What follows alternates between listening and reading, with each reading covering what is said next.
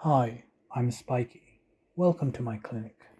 Now, who are you and what do you do for a living? My name is Anita. I'm from Croatia, from Rijeka, and I work for a company called Subject, who is the coordinator of the project Spike Clinic for Professional Dreamers. I'm a teacher, I'm a non formal education facilitator, and currently I'm a project manager, which means that I write projects and then I implement them. And I've been working with the youth for around 15 years. And I've had a chance to work with youth in both public sector and private sector, but also in the civic sector. What makes you a professional dreamer and what do you like about it? Since I was a little girl, I've always been dreaming about changing the society where I live. And now I finally found a way how to do it professionally by learning how to write different project applications. So I have an idea in my mind, and I find a group of people whom I think would also like the idea. I share it with them, and then we ask for EU funds to implement it. And this is something that I really love because then I'm doing something that comes from my dreams, and I see my dreams come true.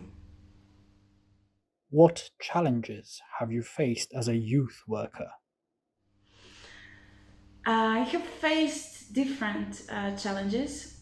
For example, one of the challenge is the administrative part, doing all different reports and having all the time in your mind to have this list and that list and all the data that the donors need. And then sometimes it's the focus is more on that than on the actual activity and the actual youth work.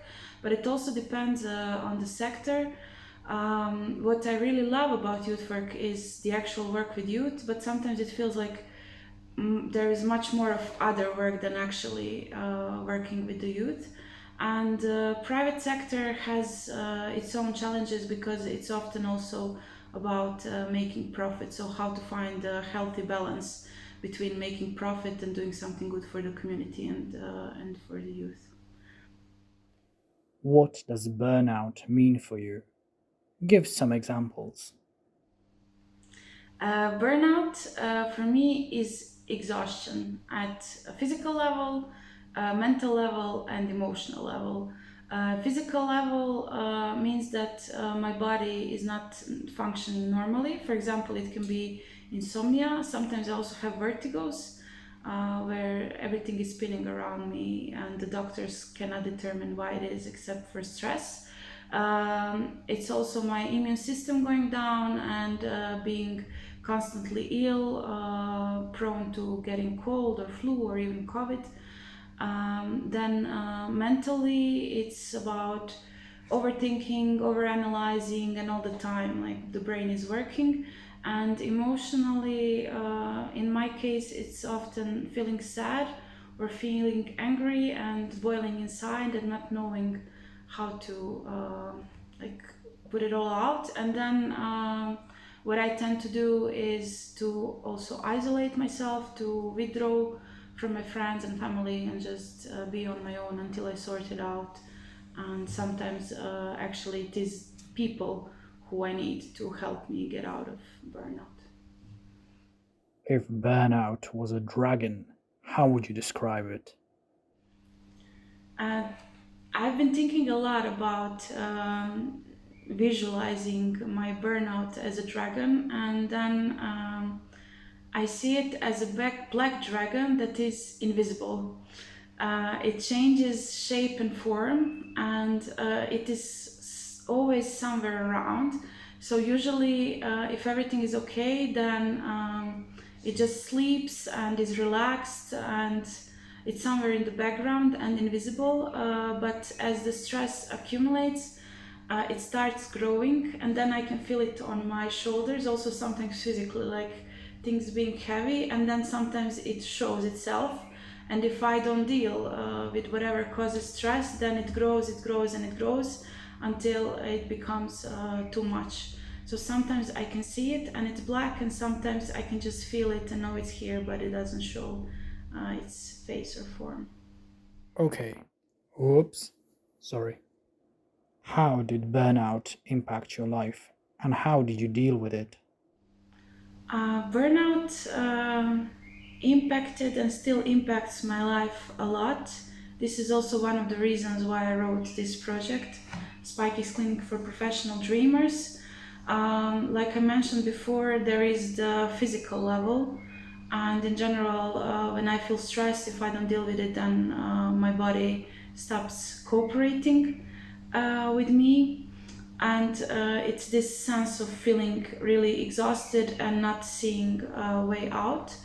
And the way I dealt with it, well, once I also asked for professional help and I went to see a psychologist.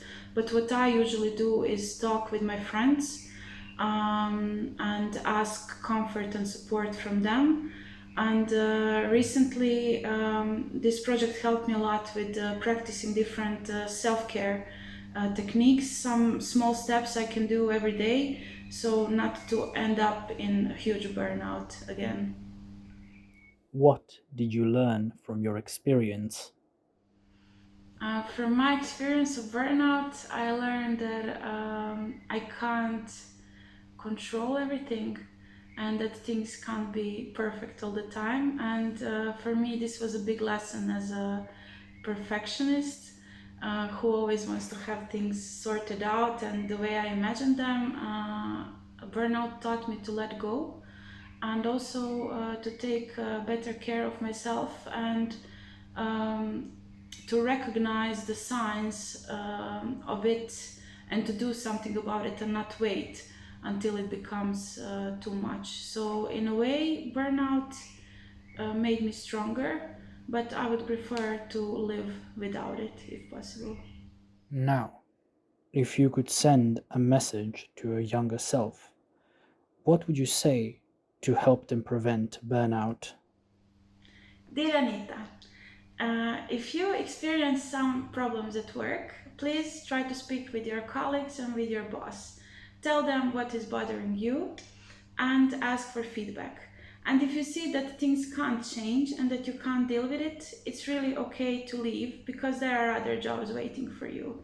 Also, please take better care of yourself. Do some small things that make you happy, and that way, even if stress comes, you will know how to deal with it better.